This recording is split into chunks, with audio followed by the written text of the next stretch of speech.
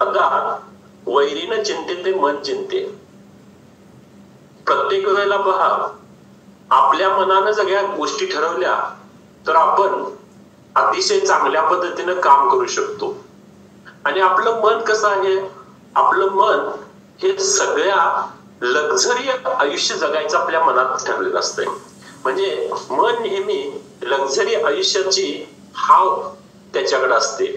रस्त्यातून जात असताना इकडे तिकडे वास आला, हे आला ते आला की त्याच्याकडे आपण जाऊन अट्रॅक्ट होतो आणि ती हाव असते. परंतु खरं सुख कशामध्ये असेल तर खरं सुख आहे साधं राहणं आणि शारीरिक तंदुरुस्त फिट राहणं आणि दुसऱ्या बाजूला मन शांत असणं हे आपल्या जीवनातील खरं सुख आहे. मोकाट सुटलेलं मन असते आपलं. जसं मनाची शक्ती कशी असते, मन कसं असते पहा, जसं समुद्राला भरती आणि आहोटी येत असते तसं आपलं मन असतंय. बऱ्याच वेळेला अनेक निगेटिव्ह विचार आपल्या मनामध्ये येतात आणि जर योग असेल, साधना असेल, पॉझिटिव्ह लोकांच्या विचारामध्ये असेल तर ताबडतोब त्याची आहोटी होते. आणि अनेक वेळेला आपल्या मनामध्ये चांगल्या विचारांची भरती होत असते. आणि ज्या वेळेला आपल्या मनामध्ये चांगल्या विचारांची भरती होत असते त्यावेळेला त्या भरतीतून आपण आनंद लुटायचा असतोय आणि सावकाशपणानं त्याची आहोटी करायची असते. मन चंचल आहे, अस्थिरपणा आहे आणि मन हेच माणसातील माणूस संपवत. बघा तुम्ही, एखादा व्यक्ती एखाद्याचा खून करतो किंवा वाईट बोलत असतो, अनेक गोष्टी करत असतो, त्यावेळेला त्याच्या मनामध्ये एवढी क्रूरतेची भरती आलेली असते की ती भरती त्याला कुठेतरी व्यक्त करायची असते, त्याला आउटलेट द्यायचं असतोय. आणि आउटलेट देत असताना मग अशा गोष्टी त्याच्यातून घडत असतात. हे झालं सामान्य माणसाचं. परंतु ह्या फॅमिलीमध्ये असणारे लोक, योगामध्ये असणारे लोक, पॉझिटिव्ह लोक विचार करतात त्यांचा आउटलेट कसा असेल, एकतरी त्यांचा आउटलेट शांत बसण्याचा असेल किंवा एखादं काम करण्याचं असेल किंवा भर चालण्याचा असेल किंवा आणखीन दुसऱ्या गोष्टी असतील, त्याच्यातून तो आपला आउटलेट देत असतो. कारण जीवनामध्ये आउटलेट महत्वाचं आहे. समजा आता पाऊस धो धो धो धो पडायला लागलाय आणि प्रत्येक धरणं भरलेले आहेत, परंतु प्रत्येक धरणं भरल्यानंतर त्याचा आउटलेट किंवा ओव्हरफ्लो होत असतो. जर तो ओव्हरफ्लो झाला नसता तर ती धरणं फुटली असती आणि धरणं फुटली असती तर भविष्यामध्ये आपल्याला पहा अनेक गोष्टी म्हणजे नुकसानकारक झाले असते. तसं आपल्या मनामध्ये अशा जी भरती आणि आहोटी आहे त्या भरती आणि आहोटीला देखील आउटलेट असायला पाहिजे. मग आउटलेट अनेक माध्यमातून असू शकतो. जसं पहा, आपण एखादं चांगलं काम करू शकतो, त्यातून आउटलेट आपण काढू शकतो. तुम्हाला राग आला तर तुम्ही काय करता, वरचा बॉस तुमच्यावरती रागवला तर तुम्ही खालच्या व्यक्तीवरती रागवता, ती खालच्या व्यक्ती आणखीन त्याच्या खालच्या व्यक्तीवरती रागवत असते. म्हणजे हे आउटलेटचे प्रकार आहेत. हे आउटलेटचे प्रकार कुठले आहेत? ज्या व्यक्तीला ध्यान, धारणा, समाधी, योग माहित नाही त्या व्यक्तीचे आहेत. म्हणजे जेणेकरून प्रत्येक वेळेला ते काय करत असतात की दुसऱ्यावरती आपला राग काढत असतात. वरची व्यक्ती खालच्या व्यक्तीवरती, खालची व्यक्ती त्याच्या खालच्या व्यक्तीवरती. तर हा आउटलेट असा असायला पाहिजे जो ध्यान, धारणा, समाधीचा असायला पाहिजे. किंवा आपल्या जवळचा अनेक चांगले मित्र असतात, आपले अनेक चांगल्या लोकांची संगत असते, परंतु त्या लोकांच्या पर्यंत जाऊन आपण तो आउटलेट केला तर निश्चितच आपल्याला त्याच्यातून मार्ग मिळत असतो. मग मनाला अनेक गोष्टींची भुरळ पडत असते, प्रत्येक गोष्टीची भुरळ पडत असते. आता मस्तपैकी पावसाळा सुरू आहे, काही लोक ये जा करत असतात, ऑफिसला वगैरे जात असतात. एखाद्या ठिकाणी भजीचा गाडा असतो, त्याच्यावरती वास आला की आपली लगी भुरळ होते, आपण जाऊन भजी खायला पाहिजे, आपण जाऊन चहा प्यायला पाहिजे. मग त्याच वेळेला आपल्याला लगे आठवतं की आपण जर भजी खाल्लं तर आपल्या कॅलरीज किती वाढतील, आपण जर चहा पिलो त्याच्याऐवजी सगळे प्रेमात पडलेले अफ्रेश चहा, ते अफ्रेश पिल्यानंतर जे सुख आहे ते सुख चहा पिल्यानंतर नाही आहे. म्हणजे ही जी भुरं आहे ही भुरं आपण थांबवायला पाहिजे आणि मनाला आवर घालण्यासाठी आपण कुणाला साथ द्यायला पाहिजे, आपल्या अंतर्मनाला साथ द्यायला पाहिजे. कारण मन सारखं भरकटत असणार, ते सगळ्या चांगल्या गोष्टी वाईट गोष्टी ह्या सगळ्यांच्याकडे असणार आहे, परंतु त्याला जर आपण आवर घालायचं असेल, जसं धरणातील पाणी किंवा पडलेलं पावसाचं पाणी वाहून जाऊ नये याच्यासाठी आपण धरण बांधलं, परंतु ठराविक काळापर्यंत त्या धरणामध्ये पाणी साठल्यानंतर ते पाणी आपल्याला काय करायचं आहे, परत आउटलेट करायचं आहे. तसं आपल्या मनाला देखील आपण आवर घालायला शिकायला पाहिजे. आणि ज्या दिवशी आपण आपल्या मनाला आवर घालतो त्या दिवशी निश्चितच आपण शारीरिक दृष्ट्या असेल, मानसिक दृष्ट्या असेल, अतिशय तुम्ही तंदुरुस्त राहाल. आणि दुसऱ्या बाजूला जी लोक तुमच्याकडे बघतील त्या बघण्याचा, लोकांचा तुमच्याकडे पाहण्याचा दृष्टिकोन वेगळा असेल. जसं ह्या कॉलवरती असणारे अनेक लोक आहेत ज्यांचं वजन 20-20, 25, 30 किलो कमी झालेलं आहे, ज्यांच्या अनेक गोळ्या कमी झालेल्या आहेत, ज्यांची स्किन अतिशय चांगली झालेली आहे आणि ज्यांना खरोखरच अनेक ज्या वेदना होत्या त्या वेदना गेलेल्या आहेत. याचं कारण काय असेल तर त्यांनी मनावरती काम करायला शिकलेलं. मग एक वाक्य पहा, जरा लक्षात घ्या, वाक्य कसं आहे पहा. आभाळ एवढं मन करण्यापेक्षा आपलं मन एवढं प्रगल्भ करूया. अगोदर किती खायचं, काय खायचं, किती पाणी प्यायचं हे माहिती नव्हतं. आम्ही ह्या कॉलवरती आल्यानंतर आम्हाला मार्गदर्शन झालं आणि आपण किती पाणी प्यायचं आहे, किती खायचं आहे, कसं खायचं आहे आणि काय खायचं आहे हे माहिती झालं. म्हणजेच आपलं मन आपण प्रगल्भ करायला. मग ज्या वेळेला आपण हे मन प्रगल्भ करत असतो त्यावेळेला मी तुम्हाला 2 उदाहरण सांगेन. एक उदाहरण पहा, तसं पाहिलं तर ते उदाहरण कोणत्या गोष्टीचं आहे पहा. सध्याच्या जगामध्ये आपण बऱ्याच गोष्टी ज्या आहेत त्या गोष्टी कोणत्या पद्धतीने करत असतो, काही वेळेला चुकीच्या पद्धतीने करत असतो. त्याला आउटलेट आपण द्यायला पाहिजे. आपल्याला माहित आहे लाखो लोकांचा जीव घेणारा हिटलर म्हटल्यानंतर अजून देखील पहा, काही लोकांना आपण घरामध्ये हिटलर म्हणतो, काही लोकांना आपण शाळेमध्ये शिक्षकांना देखील विद्यार्थी हिटलर म्हणत असतात. परंतु लाखो लोकांचा जीव घेणारा हिटलर देखील शेवटी काय केला हो, आत्महत्या केला. त्याच्यानंतर जगाला सुंदर विचार देणारे, माणसाने माणसाशी माणसासम वागावे हीच आमची प्रार्थना असं म्हणणारे साने गुरुजी देखील शेवटी आत्मघात करून घेतात. त्याच्यानंतर आध्यात्मिक गुरु अशी ओळख निर्माण केलेले कित्येकांच्या जीवनामध्ये आधार असणारे भैयोजी महाराज देखील आपलं जीवन आपल्या हाताने संपवतात.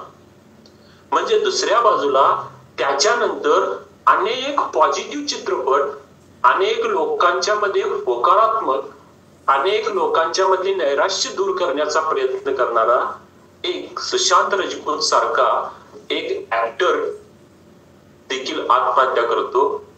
दुसऱ्या बाजूला नैराश्याची लढा कसा द्यायचा आहे हे शिकवणारे शीतल आमटे करजगी ह्या देखील आपलं जीवन संपवतात. त्याच्यानंतर संत तुकडोजी महाराज नागपूर विद्यापीठामध्ये रसायनशास्त्र शिकवणाऱ्या विभाग प्रमुख ज्योत्स्ना मेश्राम ह्या देखील 9व्या मजल्यावरून उडी घेतात. ह्या सगळ्या गोष्टींचा अर्थ काय आहे हो? ह्या सगळ्या गोष्टींचा अर्थ एकच आपल्याला पाहायला मिळतो की आपण आपल्या मनाला आउटलेट द्यायला पाहिजे. दुसरं एक उदाहरण पहा, पाण्यात पोहणारं बदक असते आणि पाण्यात पोहणारं जे बदक आहे ते बदक आपल्याला अतिशय शांत दिसत असते. पाणी देखील शांत असते, बदक देखील शांत असते, परंतु पाण्याखाली त्याचे जे पाय असतात ते पाय अतिशय वेगाने हलत असतात.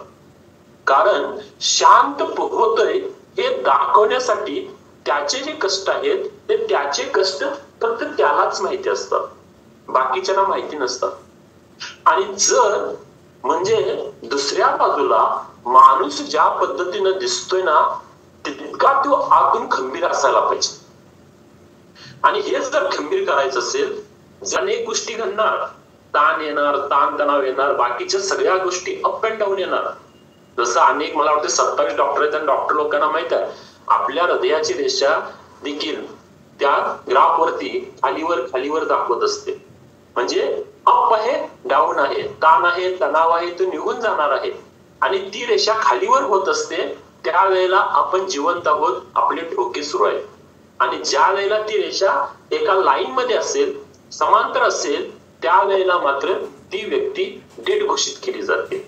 म्हणजे अप डाऊन असणार, हे 100% असणार आहे प्रत्येकाच्या ह्याच्यात. आणि आपण देखील म्हणतो पहा, जोपर्यंत माणसाला ताण नाही, तणाव नाही, तोपर्यंत काय आहे त्याचं जीवन पण असणार नाही.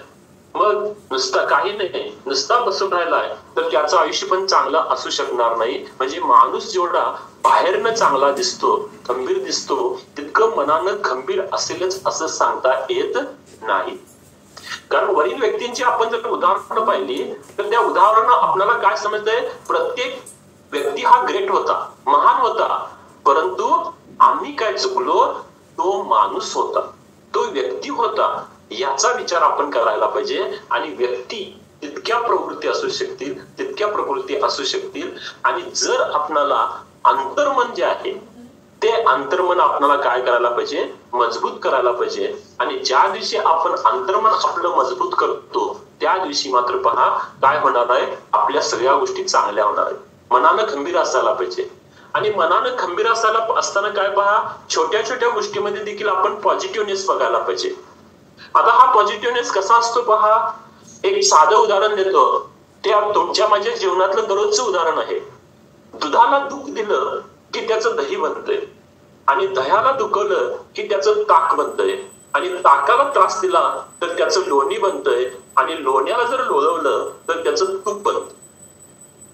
आणि ज्या वेळेला ह्या गोष्टी होतात त्यावेळेला पहा, दुधापेक्षा दही महाग आहे, दह्यापेक्षा ताक महाग आहे, ताकापेक्षा लोणी महाग आहे, आणि लोण्यापेक्षा तूप महाग आहे. परंतु ज्या वेळेला आपण ह्याच्याकडे पाहतो त्यावेळेला ह्या सगळ्यांचा रंग काय आहे, पांढरा शुभ्र आहे. याचा अर्थ आपण काय घ्यायचा आहे पहा, आपल्या जीवनामध्ये पुन्हा पुन्हा संकट येत राहतील, दुःख येत राहील, आपण दुःख झेलायचं आहे. आणि दुःख झेलूनही ज्या वेळेला एखादा माणूस शांत असतो, संयमी असतो, आणि तो आपल्या मनावरती ताबा घेतलेला असतो, आणि हा ताबा तुम्हाला कशामुळे येईल, फक्त योगांच्या माध्यमातून येईल, पॉझिटिव्ह लोकांच्या विचाराच्या माध्यमातून येईल. कारण आज जर घरातनं बाहेर पाऊल ठेवला तर सगळे निगेटिव्ह विचार असतात, परंतु त्या निगेटिव्ह विचारामधून आपण पॉझिटिव्ह विचार शोधायला पाहिजे. दूध उपयोगी आहे, काय हरकत नाही, दूध उपयोगी आहे, परंतु दूध एका दिवसात नसतंय. दूध उपयोगी असलं तरी देखील एका दिवसात नसतंय. दुसऱ्या बाजूला आपल्याला दुधाचं विरजन जे असते ते विरजन 2 दिवस टिकते, माहिती आहे आपल्याला, 2 दिवस आपल्याला टिकतंय. त्याच्यानंतर दह्याच्या घुसळलेल्या ताकाचे दिवस किती असतात, फक्त 3 दिवस असतात. ते मग फ्रीज मध्ये किंवा मग मडकं पाहिजे, गाडगं पाहिजे, 3 दिवस. आणि ताकामधील लोणी मात्र किती दिवस टिकू शकते पहा, 1 आठवडाभर टिकू शकतंय. आणि त्याच्यानंतर आपण जे त्या लोण्याचं कडवलेलं तूप आहे ते मात्र कधीही खराब होत नाही, अनेक दिवस टिकत असतंय. नासणाऱ्या दुधात देखील, म्हणजे एका दिवसात नासणाऱ्या दुधात देखील न नासणारे, न खराब होणारे तूप लपलेलं आहे. तसं सर्वांचं जे आपलं मन आहे ते सर्वांचं मन अपांग असं आहे, समुद्रासारखं आहे. परंतु त्यात आपण जर ते मन प्रगल्भ करायचं असेल, आभाळ एवढं करायचं असेल, तर त्याच्यामध्ये आपण काय करायला पाहिजे पहा, सकारात्मक विचार घालायला पाहिजे, पॉझिटिव्ह विचार घालायला पाहिजे. आणि पॉझिटिव्ह विचार घालून त्याचं आपण मंथन करायला पाहिजे. आणि हे मंथन आपल्या फॅमिलीमध्ये सकाळी 5:30 वाजल्यापासून सुरू असतंय आणि त्याचा परमोच्च बिंदू जो आहे ते मॉर्निंग फ्युएल स्टेशन आहे. कारण मनानं खंबीर झाला की सगळ्या गोष्टीनं तुम्ही खंबीर होऊ शकता. आपण चिंतन करायला पाहिजे, मनन करायला पाहिजे आणि आपलं जे जीवन आहे ते जीवन ताणून आणि सुलाखून आपण काय करायला पाहिजे, त्यातून बाहेर पडायला पाहिजे. आणि असं बाहेर पडत असताना म्हणजे थोडक्यात आपल्याला म्हणता येईल, कधीही न थकणारे, तणाव न घेणारे आणि एक सदाबहार मन आणि एक सदाबहार व्यक्तिमत्व जर आपल्याला निर्माण करायचं असेल तर ते निर्माण करत असताना आत्ताच्या जगामध्ये अशा अनेक 87 फॅमिली निर्माण व्हायला पाहिजेत, असे अनेक 87 लोक निर्माण व्हायला पाहिजेत आणि त्यांच्या विचारातून आपण सगळ्यांनी एक बोध घेऊया की आपण पॉझिटिव्ह विचार निर्माण करूया. आणि तो पॉझिटिव्ह विचार निर्माण करत असताना आपणाला अशा 87 फॅमिलीमध्ये अनेक लोकांची गरज आहे की ज्यांच्यावरती आपण चांगल्या पद्धतीनं काम करूया आणि मनाला प्रसन्न करूया. आणि जर आपण मनाला प्रसन्न केलो तर निश्चितच आपण तुमच्या आरोग्यामध्ये तुम्हाला डॉक्टरांची देखील गरज भासणार नाही. तसं लागेल परंतु गरज भासणार नाही. असं म्हणजे आपल्याला आपल्या शरीरावरती चांगल्या पद्धतीनं आपण काम करू शकतो. धन्यवाद. आपण ऑलवेज सकारात्मक राहायला पाहिजे. निगेटिव्ह तर आपल्या आजूबाजूला असणारच आहे. या निगेटिव्हिटी मधनं पॉझिटिव्हिटी निर्माण करायची क्षमता फक्त आणि फक्त तुमच्यात आहे आणि त्याच्यासाठीच आपल्याला मनावर काम करावं लागतं. आणि धनाजी सर जसं म्हटले तरी आपल्या आजूबाजूला अशी प्रतिकूल परिस्थिती खचाखच भरून असते, पण या प्रतिकूल परिस्थितीमध्ये एकच जो मिनमिनता दिवा आपल्याला असतो तो म्हणजे तुमचं अंतर्मन.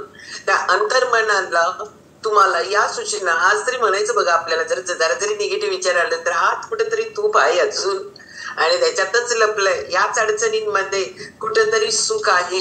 ह्याच अडचणींच्या शिवाय आपल्याला तिथपर्यंत पार नाही करता येणार आहे आणि येतच राहणार आहे आपले. म्हणून म्हणतात बघा, स्वतःचे दिवस येतील काय ते सास भी कभी बहू थी, बहू भी कभी सास बनेगी म्हणतात ना. ह्याच्या पाठीमागे एकच आहे की इथं आपण काय करायला लागलोय ना हेच आपल्याला मिळणार पण आहे. आणि दुसरं म्हणजे तुम्ही सकारात्मक विचार केला तर सकारात्मक मिळणार आहे. तुम्ही नकारात्मक विचार करायला लागला तर त्याच गोष्टी अट्रॅक्ट करणार आहे. ऑलवेज आपल्यामध्ये सुख एवढं असतं, ते म्हणतात बघा जवसा एवढं आणि दुःख डोंगरा एवढं, पण ते तेवढं आपल्या जवळ आहे ना. जवसा एवढं हे तेवढं आपल्याकडे आहे आणि त्याचा शोध घेण्यासाठी आपलं लाईफ आहे. आपलं आयुष्य त्याच्यासाठी नाही आहे की डोंगरा एवढा आहे म्हणत बसण्यासाठी नाही आहे की आपल्या समोर आहे. पण समोर जरा जरी एवढासा डोंगर असेल, एवढीच येतं खराब असेल, एवढंच तुमच्या व्यवसायामध्ये वर खाली असेल, एवढासा घरातनं काहीतरी विरोध त्रास असेल तर त्या एवढ्याशाला आपण एवढं करतो. मग आपण एवढं केल्यानंतर एवढ्याचा शोध घ्यायला पाहिजे. एवढंच असणार आहे सुख, हे एवढंच असणार आहे. आणि आपला जन्म हा तुमच्या कर्मातनं मुक्तीसाठी आहे. जे काही आहे ते मुक्ती जोपर्यंत होणार नाही ते फेडण्यासाठी आहे आपल्याला. त्यामुळे नुसतं प्रत्येकाला सुख पाहिजे असतं असणार आहे त्याच्यात सुख मानस सुखच सुख आहे आपल्याकडे. ओके चलो जोरदार क्लॅप करू आपण धनाजी सरांसाठी परत एकदा. एवढासाच बोध बघा की आपल्याला फक्त आपण म्हणतो ना आबाळा एवढं मन करण्यापेक्षा प्रगल्भ मन करणं गरजेचं आहे. कारण मन मोठं असणं आणि मन मोठं असल्यानंतर सुद्धा स्वीकारता येत नसतं. काय आहे ते सगळी गोष्ट स्वीकारायला लागते. ते स्वीकारता येत नसेल तर ती प्रगल्भता नाहीये. म्हणून आपल्या मनाला मोठं करण्याबरोबर मोठं आणि प्रगल्भ करणं लय गरजेचं आहे. आणि प्रगल्भता ही मी तुम्हाला सांगते पॉझिटिव्ह टू निगेटिव्ह सगळं स्वीकारत असते. काय आहे माझ्या लाईफमध्ये आता निगेटिव्ह आहे मी स्वीकारत असते, मी त्याच्यावर काम करत असते. मला माहिती आहे पुढे पॉझिटिव्हिटी आहे ते. त्यामुळे याला म्हणतात प्रगल्भता. आहे ती गोष्ट स्वीकारून त्याच्यावर काम करणं आणि मग पुढे जाणं. ओके चलो भारी लेसन दिलं धनाजी सर, थँक्यू. कळ्यांना एवढासा जरी फरक झाला ना आपल्यामध्ये तरी सुद्धा सुखकर होतं जगणं. जगणं फेडायसाठी आहे, जगणं हे भोगासाठी नाही आहे. आणि एक फेडत असताना थोडस सुखकर होऊन जात आपलं. चलो आपण जाणार आहोत वेट लॉस मॅरेथॉनच्या फ्लायरकडे. वेट लॉस मॅरेथॉन वाले भारी काम करायला लागले. त्याच्यामध्ये अजून एक सूचना करते. 87 फॅमिलीचं आपलं इन्स्टावर अकाउंट चालू झालं. नुसतं फॉलो करा, व्हिडिओ पडायला चालू होते. तुम्हाला लोकांना असं वाटतं ना आजचा काहीतरी व्हिडिओ दुसऱ्याला पाठवावा, तिसऱ्याला पाठवावा, चौथ्याला पाठवावा. हे आपण ऑलवेज सकारात्मक राहायला पाहिजे. निगेटिव्ह तर आपल्या आजूबाजूला असणारच आहे. ह्या निगेटिव्हिटी मधनं पॉझिटिव्हिटी निर्माण करायची क्षमता फक्त आणि फक्त तुमच्यात आहे. आणि त्याच्यासाठीच आपल्याला मनावर काम करावं लागतं. आणि धनाजी सर जसं म्हटले तरी आपल्या आजूबाजूला अशी प्रतिकूल परिस्थिती खचाखच भरून असते. पण या प्रतिकूल परिस्थितीमध्ये एकच जो मिनमिनता दिवा आपल्याला असतो तो म्हणजे तुमचं अंतर्मन. त्या अंतर्मनाला तुम्हाला या सूचना आज तरी म्हणायचं बघा, आपल्याला जरा जरी निगेटिव्ह विचार आले तर हात कुठेतरी तूप आहे अजून आणि त्याच्यातच लपलंय. याच अडचणींमध्ये कुठेतरी सुख आहे. ह्याच अडचणींच्या शिवाय आपल्याला तिथपर्यंत पार नाही करता येणार आहे आणि येतच राहणार आहे आपले. म्हणून म्हणतात बघा, स्वतःचे दिवस येतील काय ते सास भी कभी बहू थी, बहू भी कभी सास बनेगी म्हणतात ना. ह्याच्या पाठीमागे एकच आहे की इथं आपण काय करायला लागलोय ना हेच आपल्याला मिळणार पण आहे. आणि दुसरं म्हणजे तुम्ही सकारात्मक विचार केला तर सकारात्मक मिळणार आहे. तुम्ही नकारात्मक विचार करायला लागला तर त्याच गोष्टी अट्रॅक्ट करणार आहे. ऑलवेज आपल्यामध्ये सुख एवढं असतं, ते म्हणतात बघा जवसा एवढं आणि दुःख डोंगरा एवढं. पण ते तेवढं आपल्या जवळ आहे ना, जवसा एवढं ते तेवढं आपल्याकडे आहे. आणि त्याचा शोध घेण्यासाठी आपलं लाईफ आहे. आपलं आयुष्य त्याच्यासाठी नाहीये की डोंगरा एवढा आहे म्हणत बसण्यासाठी नाहीये की आपल्या समोर आहे. पण समोर जरा जरी एवढासा डोंगर असेल, एवढीशी येतं खराब असेल, एवढस तुमच्या व्यवसायामध्ये वर खाली असेल, एवढासा घरातनं काहीतरी विरोध त्रास असेल तर त्या एवढ्याशाला आपण एवढं करतो. मग आपण एवढं केल्यानंतर एवढ्याचा शोध घ्यायला पाहिजे. एवढंच असणार आहे सुख, हे एवढंच असणार आहे. आणि आपला जन्म हा तुमच्या कर्मातनं मुक्तीसाठी आहे. जे काही आहे ते मुक्ती जोपर्यंत होणार नाही ते फेडण्यासाठी आहे आपल्याला. त्यामुळे नुसतं प्रत्येकाला सुख पाहिजे असणार आहे त्याच्यात सुख मानत सुखच सुख आहे आपल्याकडे. एवढासाच बोध बघा की आपल्याला फक्त आपण म्हणतो ना आभाळा एवढं मन करण्यापेक्षा प्रगल्भ मन करणं गरजेचं आहे. कारण मन मोठं असणं आणि मन मोठं असल्यानंतर सुद्धा स्वीकारता येत नसतं. काय आहे ते सगळी गोष्ट स्वीकारायला लागते. ते स्वीकारता येत नसेल तर ती प्रगल्भता नाहीये. म्हणून आपल्या मनाला मोठं करण्याबरोबर मोठं आणि प्रगल्भ करणं लय गरजेचं आहे. आणि प्रगल्भता ही मी तुम्हाला सांगते पॉझिटिव्ह निगेटिव्ह सगळं स्वीकारत असते. काय आहे माझ्या लाईफमध्ये आता निगेटिव्ह आहे मी स्वीकारत असते, मी त्याच्यावर काम करत असते. मला माहिती आहे पुढे पॉझिटिव्हिटी आहे ते. त्यामुळे याला म्हणतात प्रगल्भता. आहे ती गोष्ट स्वीकारून त्याच्यावर काम करणं आणि मग पुढे जाणं. एवढासा जरी फरक झाला ना आपल्यामध्ये तरी सुद्धा सुखकर होतं जगणं फेडायसाठी आहे. जगणं हे भोगासाठी नाहीये. आणि एक फेडत असताना थोडस सुखकर होऊन जातं आपलं.